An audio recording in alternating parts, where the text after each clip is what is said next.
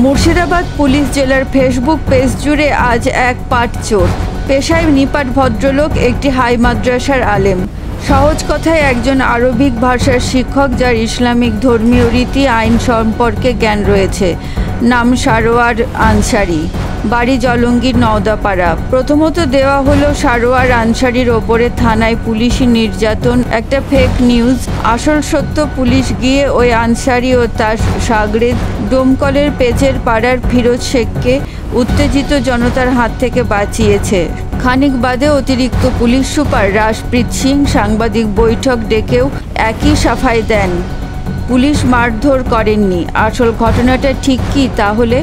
আগে শুনুন ধৃত চোরের প্রেস মিট, তারপরে অতিরিক্ত পুলিশ সুপারের প্রেস মিট। গোকুল চকে আমাকে নিয়ে একটা সমস্যা দাঁড়ায়। গ্রামে সব আলোচনা সব কিছু সব ঠিকঠাক হয়ে যায়। থানা থেকে পুলিশ গিয়ে আমাকে থানায় তোলার পরে আমাকে ডাইরেক্ট মেন অফিসে নিয়ে যাওয়ার পরে আবার শুধু কবলাতে লাগে, আর শুধু পেছন থেকে শুধু একটা শুধু মারে একটা। সুরজবাবু একবার না তিনবার মেরেছে ডোমকুল থানায়।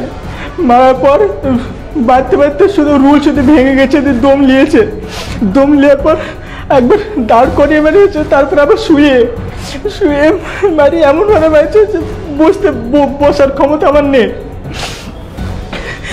চারিদিকে দেখতে পাচ্ছেন এমন জায়গায় মেরেছে, বসার আমার ক্ষমতা নেই। তারপরে মেলা রাত্রে আমাকে কবলায় যেন বলবি না যে পুলিশে মেরেছে। তা মেডিসিন সেন্টার ডাক্তার হাসপাতালে নিয়ে যায়, তারপরে তো তার আগেও বলছে যে যেন পুলিশে মেরেছে কথা বলবি না। তারপর তার আগে মানে রাত্রে হাড়ুপাড়া ফাঁকা রাস্তায় আপনার বিলের ধারে আমরা যে গাড়িটা নিয়ে আমি যাচ্ছিলাম সেই গাড়িটা নিয়ে গেছে তো পুলিশে, আমাদেরকে সাথে করে নিয়ে গিয়েছে। নিয়ে যাওয়ার পর আমাদেরকে কবলা লাগে যে বলবি যে ড্রাইভারকে এখানে ড্রাইভারের সিটে বসিয়েছে। বছর পর আমাকে তার বা হাতে বসানোর পর বলে যে বলবি যে এই গাড়িতে এই বিলের ধারে পাট চলে, এখান থেকে পাট নিয়েছি, গাড়ি লোড করেছি, তারপরে এইসব করেছি, তাই বলবি। এরকম করে মিথ্যা কথা বলতে আমাকে বাধ্য করায়। আর প্রচুর আমি এত মারা মেরেছে আমাকে, আমি মিথ্যা কথা বলতে শুধু বাধ্য হয়েছি। জানেন পুরনো যদি আমাকে আবার নিয়ে যায় মারে। 17 अगस्त 2025 তারিখে ডোমকল থানা একটি খবর পেয়েছে যে দুজন সরোয়ার আনসারি, বাবার নাম এহসান আনসারি, বাড়ি নওদাপাড়া, পিএস জলঙ্গি, মুর্শিদাবাদ, এবং ফিরোজ শেখ সন অফ ফারুদ্দিন শেখ, থানা দমকল, মুর্শিদাবাদ, এই দুইজনকে গোকুলচক গ্রাম, ধলাউরি জিপি, দমকল থানা এখানে লোকাল পাবলিক আটকে রেখেছে, এরা দুইজন পাট চুরি করে পালাচ্ছে। ইমিডিয়েটলি দমকল থানার টিম ওখানে গিয়ে দুইজনকে রেস্কিউ করেছে এবং ইমিডিয়েটলি দুইজনকে মেডিকেলের জন্য দমকল সাব ডিভিশন হসপিটাল নিয়ে যাওয়া হয়েছে। ওখানে অ্যাটেন্ডিং ডক্টর স্পেসিফিকলি লিখেছে যে অ্যাসল্ট বাই পাবলিক। তার সাথে পাবলিক মধ্যে থেকে কিছু লোক যে ইনসিডেন্টের ভিডিও রেকর্ড করেছে, নিশ্চয়ই আপনারা সবাই দেখেছে। ভিডিওতে পরিষ্কারভাবে বোঝা যাচ্ছে যে ইনসিডেন্টটা কী ঘটেছে, এবং ওরা দুইজন ভিডিওতে অ্যাকসেপ্ট করছে যে ওরা ওখানে পাট চুরি করতে এসেছে।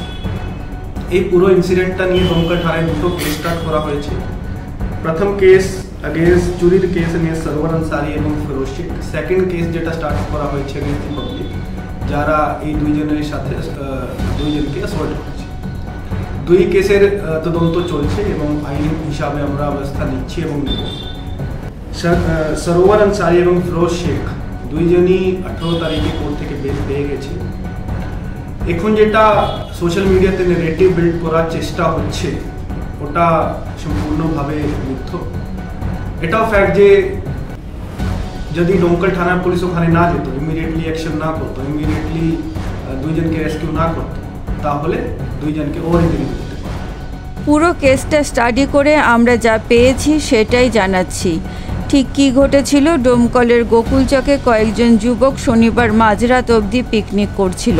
হঠাৎ দেখে একটা মারুতি ভ্যান থামলো, গাড়ির ভেতরে দুজন। তাদের গতিবিধি সন্দেহজনক হওয়ায় গাড়ি সার্চ করে দেখে প্রচুর পাটের বান্ডিল। জেরা করে জানতে পারে তারা পাটের গোলা থেকে পাট চুরি করে ফিরছে।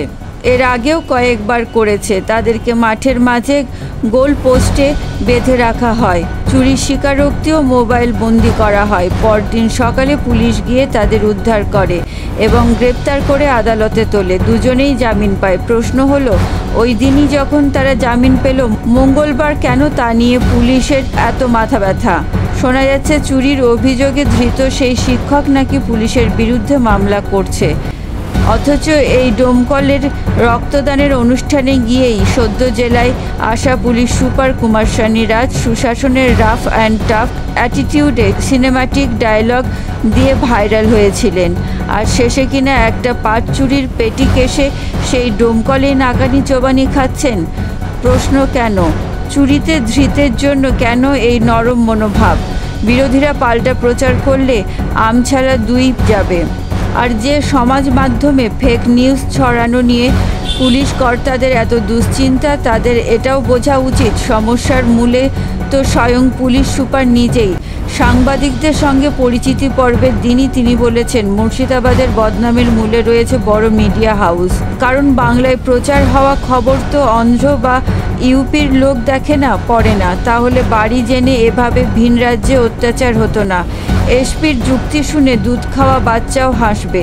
এরপরে হয়তো সেই সংঘাতেই তিনি যেটা করেন, বেশ কিছু মিডিয়ার ফোন ধরেনি না, সেটা তার ব্যক্তিগত পছন্দের বিষয়। তবে যদি ভেবে থাকেন এসপির কথা ছাড়া খবর হয় না বা হবে না, আর দ্বিতীয় কথা, এই ঘটনাকে কেন্দ্র করে কে বা কারা ফেক নিউজ ছড়াচ্ছে বলে এত উষ্মা, এ তো সেই সব যাদেরকে আপনি মেন স্ট্রিম মিডিয়ার সঙ্গে একই গ্রুপভুক্ত করে সওয়াল করেছেন। 500 থেকে 1000 ভিউজ পেলেই অনেক, সেটাও আপনার চাই। প্রয়োজনীয় শিক্ষা ও প্রশিক্ষণহীনদের এ জাতীয় বিড়ম্বনাও তো আপনাকে মেনে নিতে হবে। তবে এদিনের বিতর্কে একটা কথা নিশ্চিন্তেই বলা যায়, আদালতে নিয়ে যাওয়ার আগে যে মেডিকেল রিপোর্ট দিয়েছে সেটাই সত্য। পুলিশ আদৌ মারেনি।